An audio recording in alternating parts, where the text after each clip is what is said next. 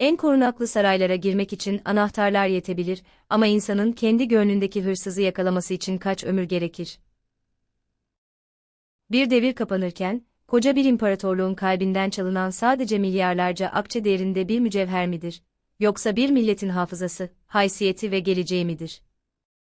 Tarihin en puslu, en kırılgan kırılma noktalarından birinde, 1826 yılının sonbaharında, İstanbul sokaklarında yankılanan ezan sesleri bir kurtuluşu mu müjdeliyordu, yoksa geri dönülmez bir çöküşün ilk çığlıkları mıydı? Bugün, tarihin tozlu sayfaları arasında kaybolmuş muazzam bir hesaplaşmayı, insan iradesinin ve zaaflarının en derin dehlizlerini konuşacağız. Analize geçmeden önce, eğer bu tarz felsefi ve zihin açıcı sorgulamalar hoşunuza gidiyorsa, şimdiden kanala abone olmayı ve videoyu beğenmeyi unutmayın. Ayrıca video boyunca aklınıza gelen soruları ve yorumlarınızı benimle paylaşmaktan çekinmeyin. Şimdi, İskender Pala'nın o sarsıcı dünyasına ilk adımımızı atalım. Edebiyatımızın usta kalemi Profesör Doktor İskender Pala tarafından yazılan ve Kapı Yayınları tarafından 2026 yılının Mart ayında okurla buluşturulan Soygun isimli eser, 224 sayfalık hacmiyle ilk bakışta soluk soluğa okunacak bir tarihi polisiye gibi görünür. Romanın satırları arasında kaybolurken, kitabın biçimsel zarafetine can veren muazzam bir ayrıntı dikkat çeker. Her bölümün son cümlesi, bir sonraki bölümün ilk cümlesini oluşturmaktadır. Edebiyatımızda zincirli veya zincirbend olarak bilinen bu nazım şekli, yazarın kelime işçiliğindeki dehasını ve esere kattığı ritmi gözler önüne serer.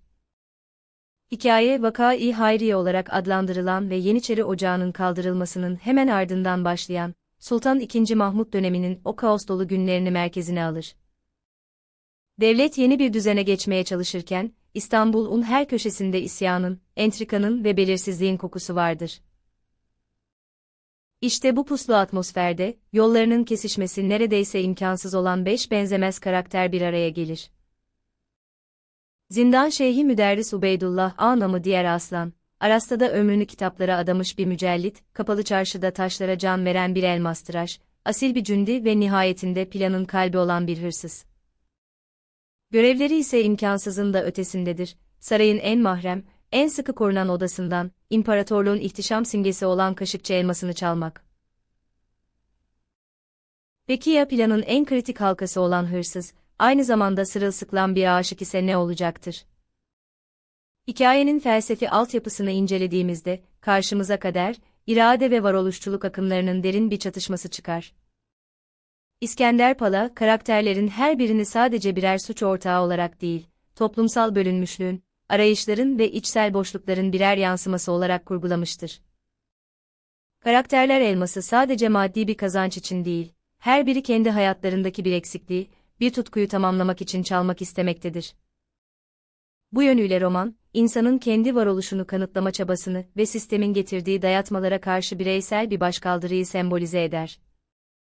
Ancak bu başkaldırı, beraberinde ahlaki bir paradoksu da getirir. Sarayın en değerli emanetini çalmaya yeltenen bu insanların eylemleri, geleneksel ahlak algısını tamamen altüst eder. Tam da bu noktada, suç ve ahlak çelişkisinin o ince çizgisinde durup düşünmemiz gerekir. Bir soygun planı üzerinden adaleti, mülkiyeti ve otoriteyi sorgularken, zihnimizde uyanabilecek o tehlikeli soruya odaklanmalıyız.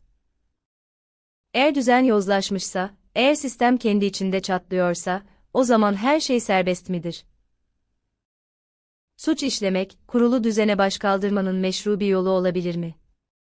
Kesinlikle hayır.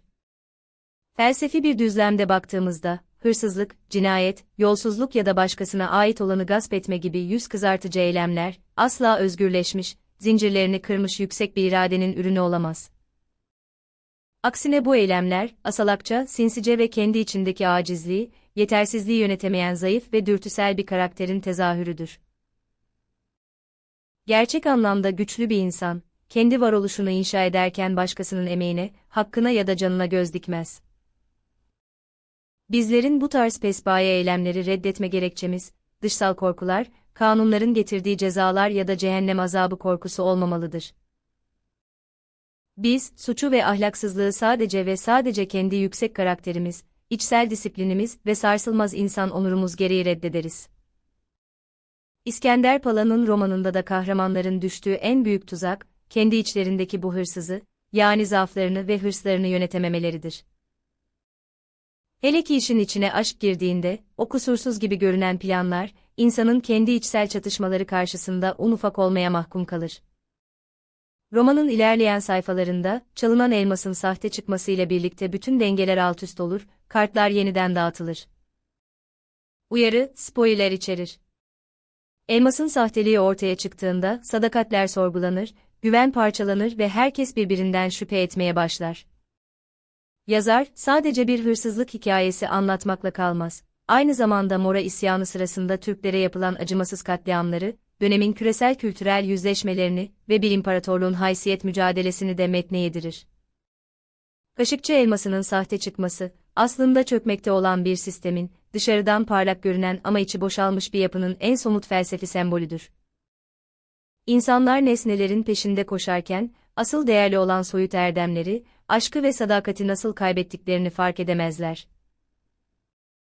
İskender Pala, tarihi detayları modern bir polisiye kurguyla birleştirirken, bizlere sürükleyici bir macera sunmanın ötesinde, kültürel mirasın korunması ve insanın kendi iç dünyasındaki dürüstlüğü bulması yönünde çok güçlü, sarsıcı bir mesaj ulaştırır. Hikaye bittiğinde zihnimizde yankılanan o felsefi soru baki kalır, en korunaklı sarayların kapıları bir şekilde açılır, en değerli taşlar bir gün yerinden edilir, fakat insan, kendi ruhunun derinliklerinde pusuda bekleyen o gizli hırsızı hangi anahtarla yakalayacaktır? Yorumlarda bir sonraki videoda hangi konuyu, kitabı veya filmi incelememi istediğinizi belirtmeyi ihmal etmeyin. Bir sonraki merak yolculuğumuzda görüşmek üzere.